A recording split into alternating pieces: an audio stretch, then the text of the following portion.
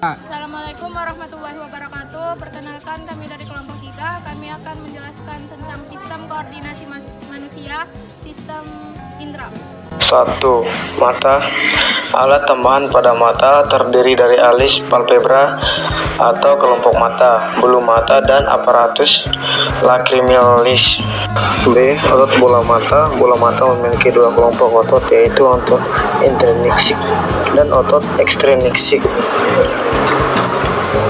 Otot intrinsik bersifat involunter, terdiri dari otot ciliaris, sphincter, dan dilator iris, dan otot-otot yang terdapat di dalam bola mata yang berperan dalam mengatur gerakan struktur internal bola mata. C. Bola mata.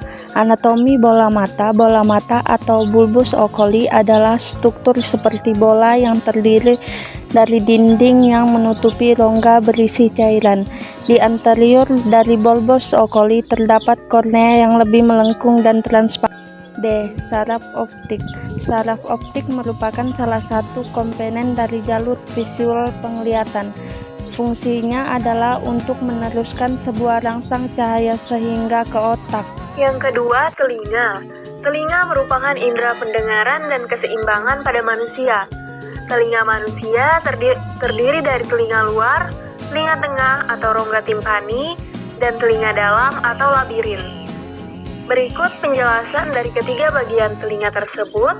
Yang pertama, telinga luar terdiri dari daun telinga, saluran telinga luar, bagian yang berbatasan dengan telinga tengah, atau membran timpani atau yang disebut juga gendang telinga. Yang kedua, telinga tengah atau rongga timpani berupa rongga kecil berisi udara, letak di dalam tulang pelipis, dindingnya dilapisi sel epitel. Dalam rongga telinga tengah terdapat 3 tulang, tulang martil, tulang landasan, tulang sanggurdi, dan yang ketiga, tulang tersebut dihubungkan dengan sendi yang dapat bergerak bebas. Telinga tengah dihubungkan dengan tenggorokan melalui saluran atau tuba eustachius yang berfungsi untuk menyeimbangkan tekanan udara pada telinga luar dan telinga tengah. Dan yang ketiga, telinga dalam atau labirin. Terdiri dari labirin osea dan labirin membranacea. Labirin osea serangkaian rongga pada tulang pelipis dilapisi periosteum berisi cairan perilimfe. Labirin membranacea bentuknya sama dengan labirin osea, letak lebih dalam, dilapisi sel epitel berisi cairan endolim. Labirin osea terdiri dari 3 bagian. Yang pertama, canalis semicircularis atau saluran setengah lingkaran. Yang kedua, vestibula, dan yang ketiga, cochlea. Semicircularis dan vestibula mengandung reseptor keseimbangan tubuh.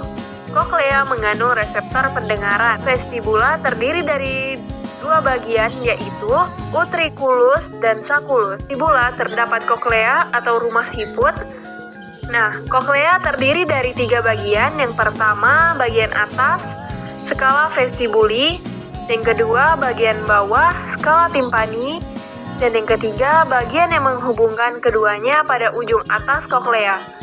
Bagian dasar vestibuli berhubungan dengan tulang sanggurdi melalui jendela berselaput, disebut tingkap oval. Apa itu kulit? Kulit merupakan organ tubuh terbesar yang menutupi seluruh permukaannya. Kulit berfungsi sebagai pelindung tubuh dari cedera dan patogen. Kulit juga mengatur suhu tubuh, mengendalikan kehilangan cairan yang tak terasa, serta menyimpan vitamin D, lemak, dan air. Kulit terdiri dari 3 lapisan, yaitu yang pertama epidermis. Epidermis adalah lapisan pelindung dan tanpa pembuluh darah dari kulit.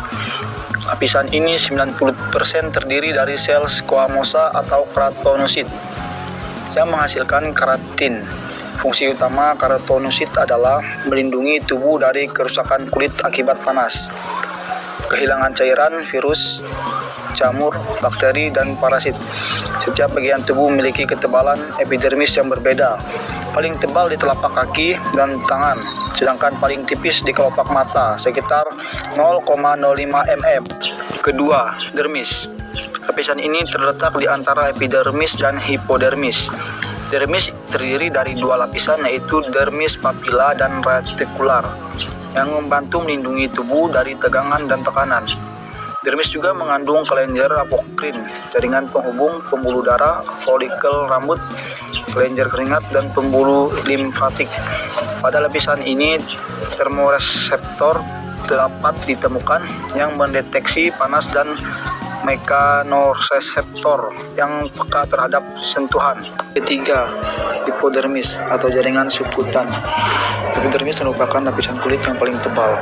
Lapisan ini diletakkan oleh serat elastin dan kolagen pada dermis. Epidermis sebagian besar terdiri dari adiposa atau sel yang mengumpulkan dan menyimpan lemak. Epidermis juga mengandung pembuluh darah dan saraf yang lebih besar daripada yang ditemukan di dermis. B. Macam-macam reseptor pada kulit dan fungsinya. Yang pertama, corpuscula pacini merupakan ujung saraf perasa tekanan kuat. Kedua, corpuscula rufini merupakan ujung saraf perasa panas. Yang ketiga, corpuscula krause merupakan ujung saraf perasa dingin. Yang keempat, corpuscula meissner merupakan ujung saraf peraba. Kelima, lepeng Markel merupakan ujung saraf peraba sentuhan dan tekanan ringan. Hidung. Hidung adalah organ pernapasan yang menonjol dan berada tepat di tengah wajah. Fungsi hidung yaitu sebagai indera penciuman. Hidung juga berperan sebagai saringan yang menyaring udara yang masuk ke dalam tubuh. Mekanisme hidung. Proses penciuman dimulai dari hidung yang akan mencium aroma tertentu, yang kemudian diproses oleh sel saraf pembau atau sel olfaktori.